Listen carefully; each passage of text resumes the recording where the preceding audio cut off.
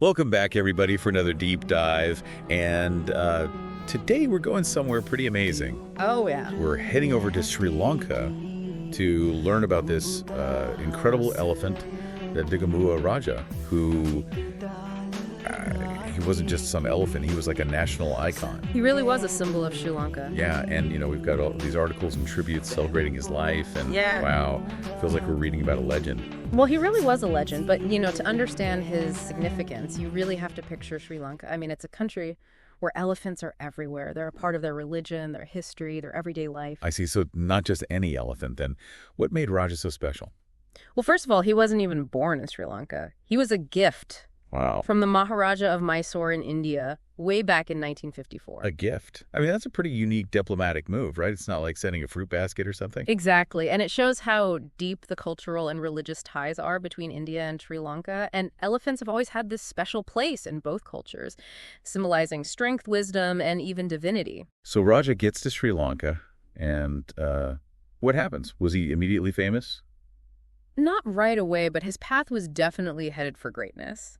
You see, not every elephant can carry the Sacred Tooth Relic Casket during the Kandy Esala Perahera. That's one of Sri Lanka's most important Buddhist festivals. Okay, hold on a second. The Sacred Tooth, what now? The Sacred Tooth Relic is believed to be an actual tooth of the Buddha. Okay. It's kept in this incredibly ornate casket, and carrying it during the Perahera is a huge honor reserved for only the most special elephants. No, that sounds impressive.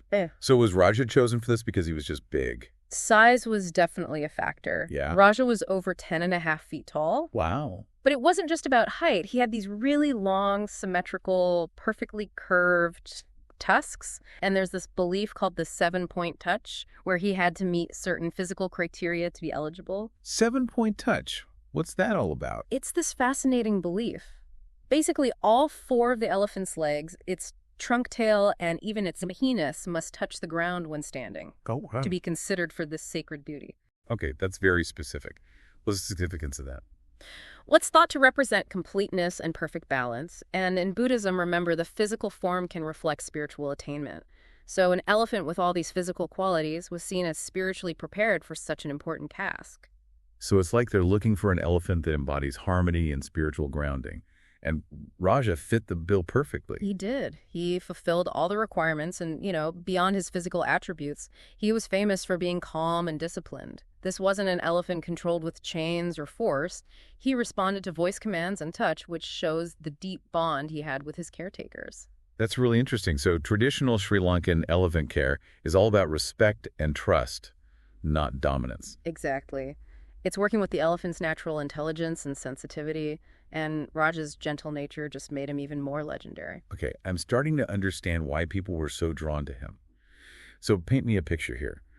What would it have been like to witness Raja in the Kandy Esala Perahera? Okay, so imagine thousands of people lining the streets. The air is thick with incense, and you hear the rhythmic beating of drums echoing through the city. Okay. And then Raja appears draped in these really ornate garments, his howdah glittering with gold, carrying the Sacred Tooth Relic Casket with such grace and dignity. That sounds almost magical, like something out of a myth. It was a powerful spectacle, this fusion of faith tradition and pure, awe-inspiring pageantry, and Raja, right at the center of it all, embodied the very spirit of Sri Lanka. I can see why he became a national icon. Yeah. But I have a question. Yeah. Raja was a gift from India. Were there any elephants born in Sri Lanka considered special enough for this role, or did they just really, really like Indian elephants? That's a great question. And it touches upon an important aspect of Sri Lankan history and cultural identity. Sri Lanka does have its own native elephants. Yeah. And they're totally revered. But the tradition of gifting elephants, especially for these sacred duties like carrying the tooth relic, it goes way back. I see. So it's more about the gesture itself, the symbolism, rather than where the elephant is from. Exactly. It's a way to strengthen ties, show respect, acknowledge those shared cultural values. Elephants with their, majestic presence and spiritual associations, they've always been the ultimate diplomatic gift in this region. Okay, elephant diplomacy. I like it. But let's get back to Raja for a minute. We're talking about how calm he was and how he was handled without chains. That seems kind of unusual, especially for an elephant his size. It is, and it really says a lot about the traditional Sri Lankan approach to elephant care. It's all based on this philosophy of understanding, respect, and building that deep bond with the animal. So how do they actually manage an elephant like Raja without using force? Well, it's a combination of skilled training, clear communication, and a deep understanding of elephant behavior. The mahouts, that's what they call the elephant handlers. They use a system of vocal commands, gentle pressure, and specific touch techniques to guide the elephant. Could you give me an example, like a specific technique? Sure, so to make the elephant turn, the mahout might lightly press their leg against the elephant's neck on the side they want it to turn towards. And for stopping, they might use a vocal command with a gentle tug on the ear. It almost sounds like a dance, this really subtle communication between the human and the elephant. That's a beautiful way to put it. And it's a relationship built on years of trust and mutual respect.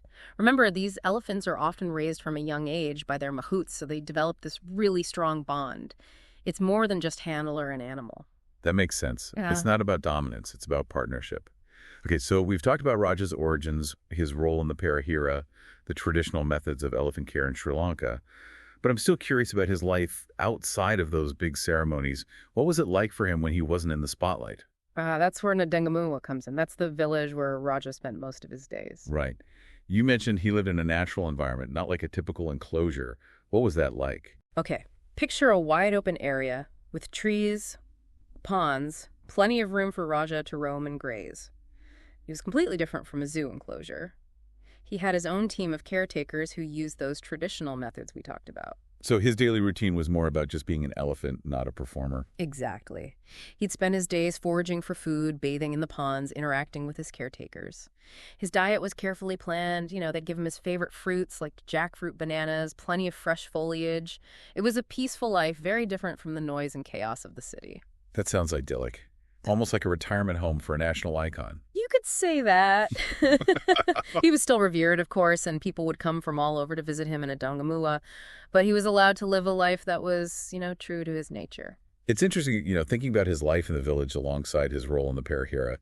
It paints this fuller picture of Raja. He was both a sacred symbol and a living being with his own individual needs and personality. That's a really insightful observation, and it speaks to that complex relationship between humans and animals, especially the ones that hold a special meaning in our cultures. We revere them, we give them symbolic meaning, but we also have to care for them. It's a delicate balance, isn't it? Honoring their symbolic importance, but also respecting their right to a good life.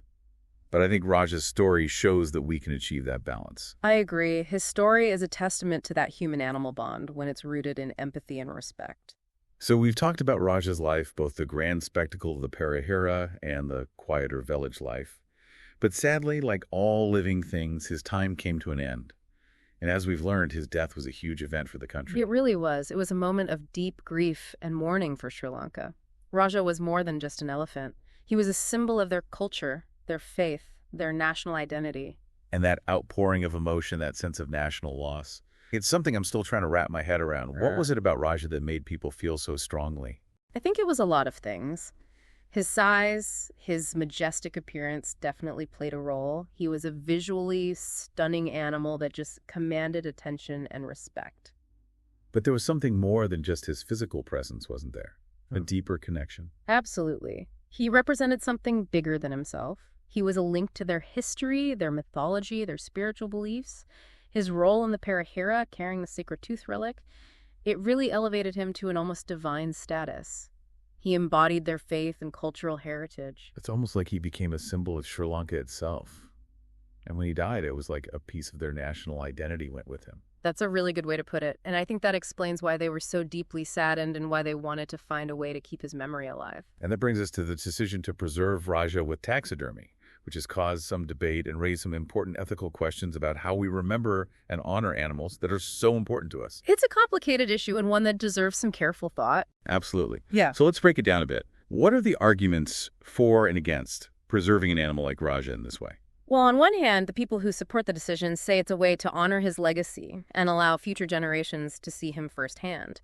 They see it as keeping his story alive, creating a real connection to the past. I can see that. It's like a living museum exhibit where people can stand next to this magnificent creature and just feel a sense of awe. But I imagine there are also concerns about the ethics of it all. There are, and those concerns are about the idea that taxidermy turns a living being into just an object, a trophy. They argue that it disrespects the animal and sends the message that it's okay to use nature for our own purposes. That's a strong argument. It makes us think about our relationship with the natural world. Do we have the right to preserve an animal like Raja even if we want to honor him? Or is that crossing a line, turning him into a spectacle? Those are the questions at the heart of the debate, and there are no easy answers. So where does that leave us? How do we approach this ethical dilemma when it comes to remembering and honoring animals that have such deep cultural and spiritual meaning? And what does Raja's story tell us about our own connection with the animal kingdom?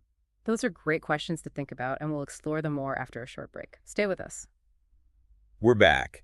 And I gotta say, this whole conversation about Raja has really got me thinking about our relationship with animals. Yeah, it's a topic that makes you really stop and think. Raja's story brings up so many questions, about reverence, responsibility, and how we choose to interact with other species, especially the ones that have such a deep cultural significance for us. Exactly. Like, where's that line between honoring an animal and exploiting it? This decision to preserve Raja with taxidermy is a perfect example. It really is. And we have to remember this isn't just some, philosophical debate. This is something that means a lot to the people of Sri Lanka. Their grief over Raja was so real, and wanting to preserve his memory is completely understandable. Yeah, I get that. But I'm also thinking about the people who might see taxidermy as disrespectful. How do you reconcile those different viewpoints? I think it begins with understanding the culture. In Sri Lanka, elephants are such a big part of their society. They're more than just animals. They're symbols of their history, their spirituality, their national identity. So for a lot of Sri Lankans, preserving Raja might be a way to honor their heritage, not to be disrespectful. Exactly. It's about making a connection to their past, a way for future generations to experience this iconic figure. It's like preserving a historical artifact, like a crown or a scepter. It's not about the object itself, it's about what it represents. Okay, that makes sense. But even if we accept that taxidermy can be a form of cultural expression, there's still the question of the animal itself. Does preserving it this way take away from its value as a living being? That's a tough one, and I think that's where personal beliefs come in. Some people might say that once an animal dies, its physical form doesn't matter anymore. What matters is the spirit, the legacy. While others might feel that the body, even in death, deserves respect. Exactly. It's a complicated discussion with no easy answers, but I think the most important thing is to be empathetic, to try to understand all the different perspectives. This whole conversation reminds me of something you mentioned earlier about how, in some cultures, the physical form can reflect spiritual attainment. So even in death, Raja's physical presence might have a different kind of meaning for the Sri Lankan people. That's a great point. And it really emphasizes how important it is to consider the cultural lens when we look at these issues. What one culture might see as exploitation could be a deeply meaningful act of remembrance to another. Okay, so let's say you had the chance to go to Sri Lanka and see Raja preserved in a museum. How would you feel? To be honest, I think I'd feel a lot of different things. Awe, for sure, at how big and majestic he is. Sadness knowing that he's not alive anymore, but maybe also a sense of connection to the culture and the people who loved him so much. That's a really thoughtful answer. I think I'd feel the same way. It's like we're grappling with this tension between recognizing Raja's life as an individual and his importance as a symbol. Right, he was both a unique creature and a powerful cultural symbol. And I think his story encourages us to think deeper about our own relationship with the animal world. It really does. It's made me realize that there's no one right answer when it comes to honoring animals, especially those that hold a special place in our cultures. And that's a good thing. It means we're having these important conversations, we're challenging our own ideas, and we're trying to find ways to live with other species in a way that's both respectful and meaningful. So as we wrap up our deep dive into Raja's amazing life and legacy, what's the one thing you want our listeners to take away from all of this? I think it's the importance of empathy and understanding. Raja's story reminds us that the bond between humans and animals is complicated, and there's no simple answer when it comes to how we interact with them, especially the ones that are important to our cultures. Well said. And for our listeners, we hope this deep dive has sparked some curiosity, some reflection, and maybe even some good conversation. Thanks for joining us on this journey to Sri Lanka, and until next time, keep exploring, keep questioning, and keep being amazed by the incredible connections between all living things. Thanks for listening, everyone.